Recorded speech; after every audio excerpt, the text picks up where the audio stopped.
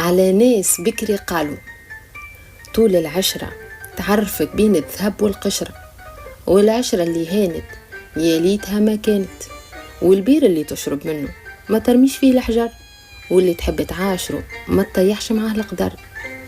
هاوكا حطيناهم فوق الراس، طلعت البلاصة عالية عليهم.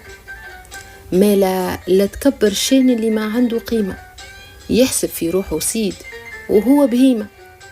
وما غاضتنيش من الكامل المكمل، حتى تغيظني من الهام المجمل.